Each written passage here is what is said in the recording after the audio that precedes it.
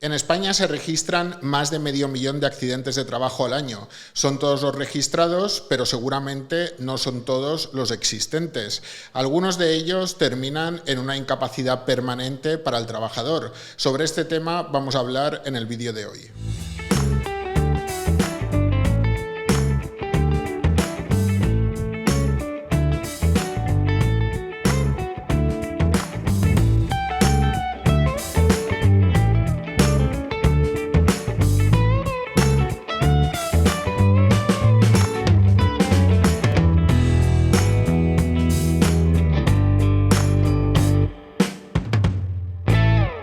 Muy buenos días, estimados seguidores. Hoy de nuevo con Sergio García, abogado laboralista y graduado social. Hola, buenos días. ¿Qué tal, Nacho? Estupendamente. En el episodio de hoy vamos a hablar sobre accidentes de trabajo, una cuestión muy importante, porque cuando se da un accidente de trabajo hay que valorar bien en qué circunstancias ha tenido lugar ese accidente y seguir los procesos adecuados. Claro, el tema del accidente de trabajo es un tema importante porque muchas veces hay incluso discusión sobre el propio concepto del accidente de trabajo, si se puede llegar a considerar un accidente de trabajo, es decir, una contingencia profesional, y luego también hay discusión sobre la causa, es decir, si ese accidente de trabajo se ha provocado o ha estado provocado por falta de medidas de seguridad o la causa es una imprudencia del trabajador o ha habido una negligencia. Bueno, la verdad que ahí hay mucho campo donde explorar. Hay mucho sobre lo que hablar, pero claro. Bueno, vamos a empezar punto por punto. El primero de ellos sería lo que has comentado, determinar si ha sido accidente de trabajo o si no ha sido accidente de trabajo, porque muchas veces la empresa pues no quiere hacer el parte de accidente para que el trabajador pueda ir a la mutua, no reconoce que eso ha sido un accidente de trabajo. Por ejemplo, un empleado que está trabajando en su puesto y de repente pues se queda enganchado de la espalda. El empresario le dice, no, porque tú ya estabas mal de la espalda, eso lo traéis de casa, eso no puede considerarse un accidente de trabajo, etc. Realmente lo es, aunque la patología sea previa y exista anteriormente al incidente ocurrido en el trabajo. Dice la Ley General de la Seguridad Social que cualquier agravamiento de una patología preexistente que ocurra durante la jornada laboral debe considerarse accidente de trabajo. Claro, es que justo el contexto es una cuestión importante, porque para que se considere accidente de trabajo, en principio se tiene que desarrollar durante la jornada de trabajo. Por lo tanto, tienes que estar en un contexto de trabajo, en un contexto de la empresa. ¿Qué ocurre? Que los accidentes de trabajo están penalizados por la inspección, hay campañas muy importantes para prevenir accidentes de trabajo, hay sanciones fuertes, las mutuas tienen un coste también cuando ocurren estos accidentes de trabajo. Entonces, alrededor de esta figura, pues el gobierno lo que pretende es penalizar para que la empresa se tome en serio la prevención de riesgos laborales, y en esto también muchas veces, no siempre, pero muchas veces ocurre pues que existe una picaresca según el tipo de empresa. Si estamos ante una empresa que suele incumplir las normas, pues que va a intentar por todos los medios que no se considere accidente de trabajo, que lo va a derivar a una enfermedad común, no le va a hacer el parte que tiene que entregar al trabajador donde se reconoce que la lesión ha sido provocada durante la jornada laboral, etc. Para combatir esos casos existe un proceso específico llamado determinación de contingencias. Es decir, has tenido un accidente laboral, la empresa no te lo reconoce como tal, la mutua no te atiende porque no le llevas el parte de accidente y te derivan a la sanidad pública. En esos casos, el trabajador tiene que presentar una reclamación llamada determinación de contingencias para que el Instituto Nacional de la Seguridad Social le reconozca que eso ha sido un accidente de trabajo y no ha sido otra cosa. Claro, es un proceso que es bastante habitual, donde lo primero que tiene que ocurrir es que la empresa no reconozca el accidente. Por ejemplo, yo me hago daño en la espalda, el típico es la lumbalgia, por ejemplo. Yo me he hecho daño en la espalda haciendo un movimiento, pero voy a continuar porque creo que aguanto, no quiero decir nada, aguanto. ¿Qué ocurre? Que luego me levanto al día siguiente y no me puedo mover. Y entonces digo, bueno, por este movimiento de la espalda que me crujió en ese momento que me hizo mucho daño, ahora me he quedado enganchado y no me puedo mover. Entonces, claro, hay que comunicarle a la empresa, mira, tengo una lumbalgia, no me puedo mover, pero es porque ayer cogí mucho peso y de hecho me hice daño y tal. Claro, la empresa, si sospecha del trabajador o no se cree esa versión, porque claro, desde que en el momento que sale por la puerta de la empresa ya no existe esa cobertura y a lo mejor también ocurre a veces que son accidentes simulados y le ha ocurrido pues con la compra de casa, ¿no? Cargando el gimnasio o la típica que dice cargando las botellas del butano. Entonces, pues ya tenemos el lío montado, ¿no? Ya está. Una versión de un trabajador, la versión de la empresa. Con lo cual, el primer elemento va a ser ese, que la empresa no te va a reconocer que tu lesión sea como consecuencia del trabajo o sea en horario de trabajo. Y al no reconocértelo, no te va a expedir el volante que es necesario para que te atienda la mutua y pues la mutua no te va a dar el alta. No te va a dar la baja médica. Con lo cual, ¿qué te va a quedar? Si tú no puedes trabajar, pues tendrás que ir al médico de cabecera y decir, me he quedado enganchado. Y ya con esa baja médica es cuando se desplegaría el procedimiento de solicitud de contingencia. Eso es. Es decir, tendrás que tener esa baja médica que sea de enfermedad común y si médicamente se puede demostrar que esa lesión en realidad corresponde al trabajo, pues iniciar un procedimiento que probablemente acabe en juicio porque, claro, si la empresa no lo reconoce, la mutua obviamente nunca te va a atender, no te va a expedir el parte de baja y en ese procedimiento incluso actúa la inspección de trabajo. En ese sentido también hay mucha casuística, porque está el ejemplo que hemos puesto de tirón en la espalda o lumbalgia o lo que sea, pero después también hay muchos otros ejemplos de yo he desarrollado determinada enfermedad o determinada lesión en la espalda, por ejemplo, porque llevo 20 años cargando sacos de 20 kilos en mi jornada laboral. Los movimientos repetitivos. Claro. O yo he desarrollado una depresión muy habitual o una ansiedad porque llevo mucho tiempo soportando un hostigamiento o un acoso laboral en la empresa. Entonces, para todas esas situaciones también cabe la determinación de contingencia. Claro. Ahora bien, sorteando la dificultad de que hay que demostrar que el origen de la enfermedad es profesional y no es común. Y eso muchas veces es bastante complejo. Sí que es verdad que en la ley reguladora de la jurisdicción social se nos dice, cuando se alega una enfermedad profesional o un accidente de trabajo, se pueden aportar unos indicios, ¿no? Y aportados esos indicios, ya debe ser la empresa quien demuestre que ha cumplido las medidas de prevención correspondientes para que no se produzca esa patología o esa enfermedad o lo que sea. Entonces ahí se hace una inversión de la carga de la prueba en algunos supuestos, pero no deja de ser complejo, difícil demostrar que una enfermedad, una dolencia, una lesión o lo que sea provienen del trabajo y no provienen del ámbito cotidiano del trabajador. Suele ser complejo por la oposición, porque la otra parte, que va a ser la mutua, sobre todo, mientras la empresa no lo reconozca, se va a oponer.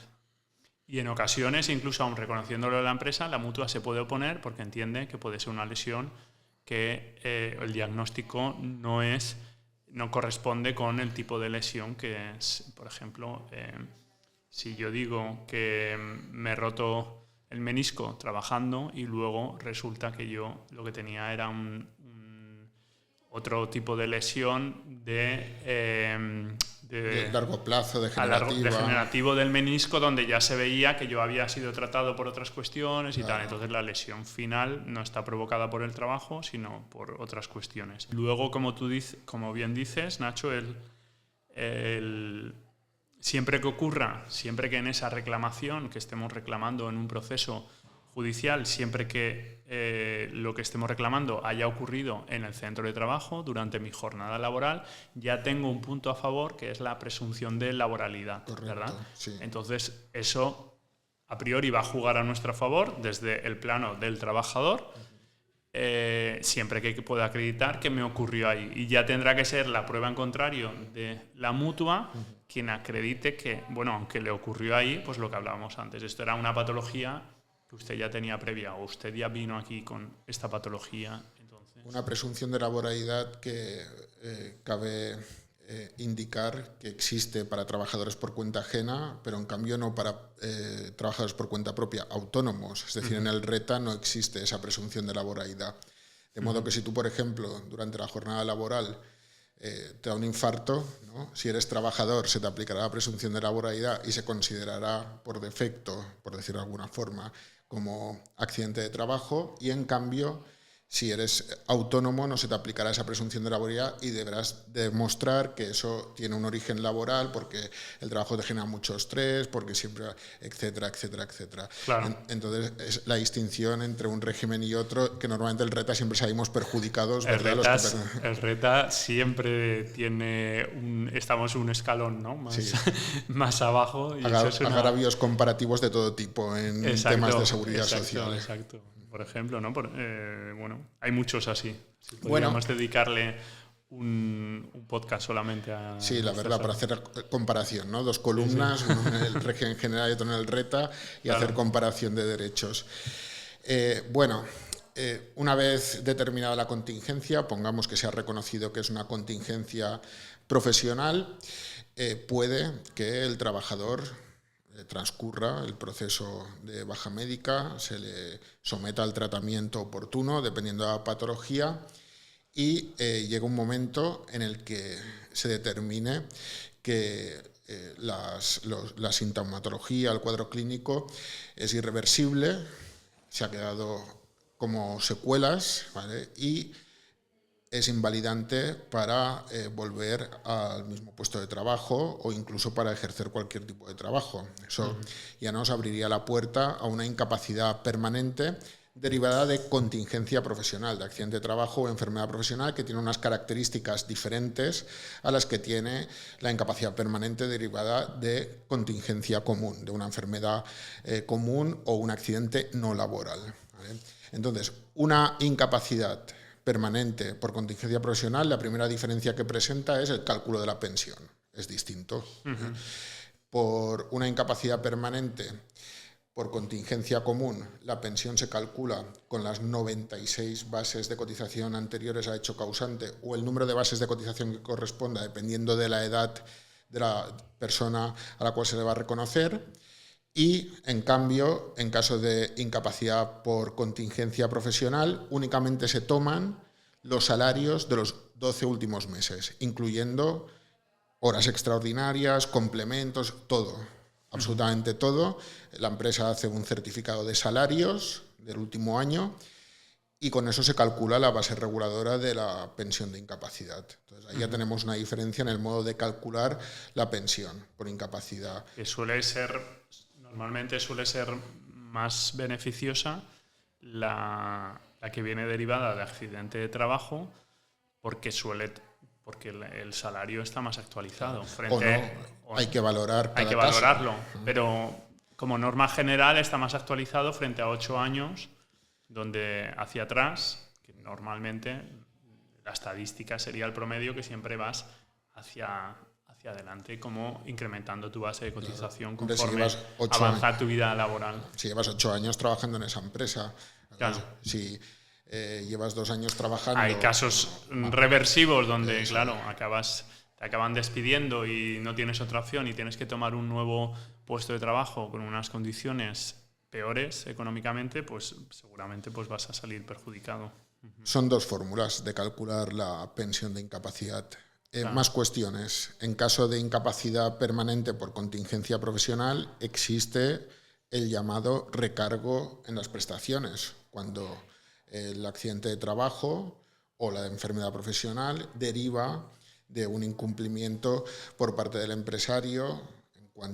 Realmente eso se da más para accidentes de trabajo, en cuanto a equipos que están en mal estado o instalaciones que están en mal estado, que no cumplen la normativa de prevención de riesgos laborales, que no cumplen los programas de seguridad o cuando no se ha dado formación al trabajador para desarrollar un puesto de trabajo y debido a esas circunstancias ocurre el accidente. Cuando eso es así, cabe la posibilidad de solicitar un recargo de prestaciones, que es como un incremento sobre la pensión de incapacidad permanente entre un 30 y un 50%, dependiendo de la gravedad.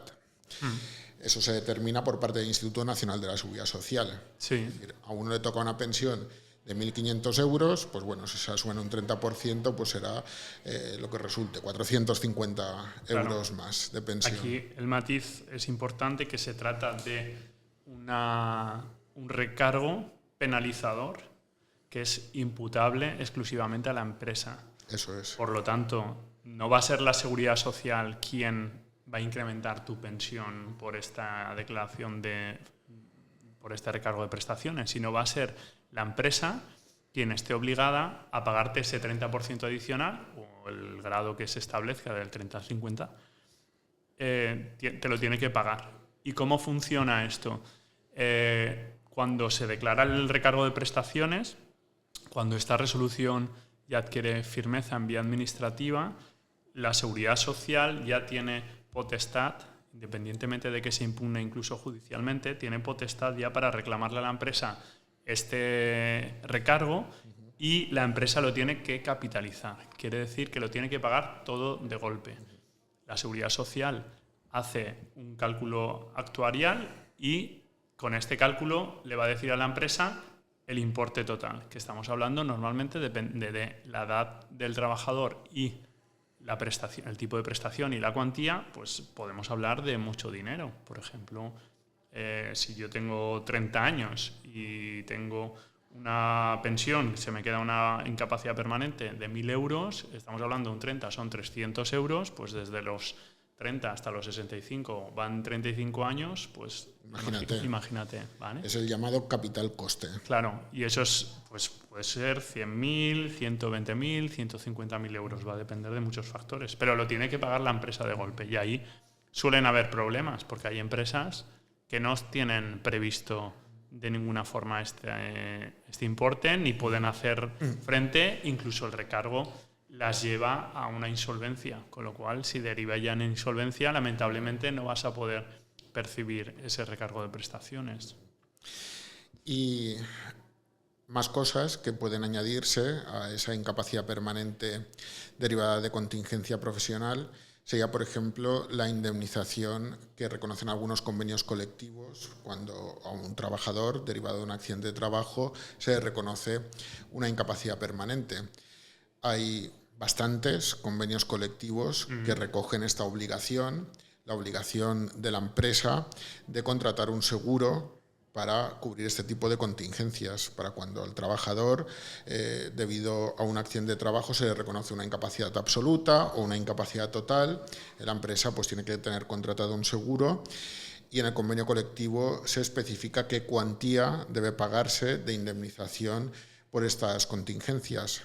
Yo, por ejemplo, otro día estaba revisando el convenio de la siderometalurgia de Castellón, que reconoce indemnizaciones de 30.000 euros por incapacidad absoluta derivada de contingencia profesional y 18.000 euros por incapacidad total, incluso por accidentes in itinere u otro tipo de accidentes de trabajo más complejos. Sí, esto habrá que ir al convenio colectivo porque son los únicos que lo pueden regular.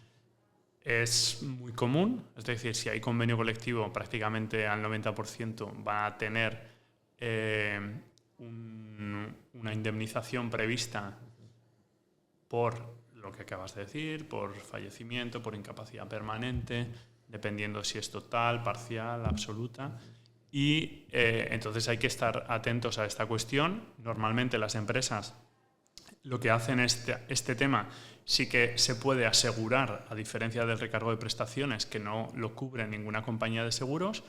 Esta cuestión se puede asegurar mediante una compañía de seguros y normalmente lo tienen asegurado, claro. Y con lo cual pues funciona todo mucho más rápido y una vez si tienes la resolución de esa incapacidad, la compañía de seguros normalmente no te va a poner pegas, salvo que tu resolución tenga una una previsión de revisión inferior a 2 años, porque sabes que ahí, en ese periodo inferior a 2 años, el Estatuto de los Trabajadores te garantiza el puesto de trabajo. Claro. Entonces, si tu revisión de la incapacidad permanente es inferior a 2 años, la compañía de seguros lo que va a hacer, le va a decir, un momento, vamos a ver si al final tienes una mejoría y vuelves al puesto y por lo tanto ya no tendrás la incapacidad, o ya esta incapacidad permanente es definitiva. Claro, eso sería para incapacidades permanentes, entre comillas, provisionales, revisables por previsible mejoría a corto plazo, en un plazo inferior a dos años. Y como bien has dicho, cabe la posibilidad de que la empresa concierta un seguro para cubrir este tipo de indemnizaciones contempladas en el convenio colectivo. Si no lo hace, igualmente debe abonarla, lo único que no se la va a cubrir un seguro, va a tener que pagarla de su bolsillo. Y como has dicho, cabe la posibilidad para esta indemnización y no para el recargo de prestaciones, porque esta indemnización se abona independientemente de que la empresa tenga culpa o no tenga culpa en el accidente de trabajo, aunque sea un accidente de trabajo fortuito o un accidente en el que la empresa no ha incumplido ninguna medida de prevención ni ha cometido ninguna negligencia, absolutamente nada, igualmente el trabajador va a percibir esa indemnización. 100%, porque la indemnización está prevista por el mero hecho del reconocimiento.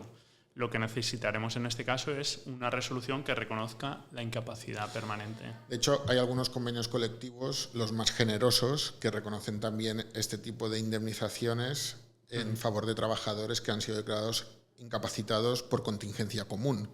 No es lo más habitual, pero algún convenio colectivo sí que contempla esa posibilidad, especialmente para incapacidades absolutas, derivadas de contingencia común, o para situaciones de fallecimiento del trabajador. También hay algunos seguros que cubren.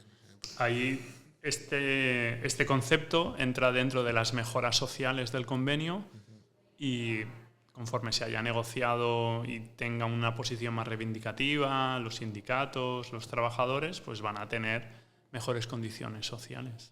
Con lo cual ahí es a gusto del consumidor lo que las partes puedan llegar a negociar. Exacto. Muy bien. Bueno, Sergi, pues vamos a poner punto y final al vídeo de hoy porque hemos hecho un buen repaso, ¿verdad?, sobre la incapacidad derivada de la contingencia profesional, y tiempo habrá más adelante para grabar nuevos vídeos y profundizar más en cada una de las cuestiones que hemos hablado, pero por hoy ya hemos profundizado suficiente, ¿verdad? Exacto, ¿verdad? Es que ahí tenemos tanta materia que cuando nos ponemos a hablar nos van saliendo otras cuestiones. Me estaba pensando también en el tema de los daños a nivel de responsabilidad civil, que existe también con los accidentes de trabajo. Hay muchos temas ahí, pero los iremos abordando, o incluso nuestros oyentes, si en comentarios nos quieren poner algún tema específico que nos den ideas. Que nos den ideas y lo haremos. Muy bien, Sergi. Pues bueno, nos despedimos de todos vosotros, os mandamos un afectuoso saludo y nos vemos muy pronto en el siguiente vídeo.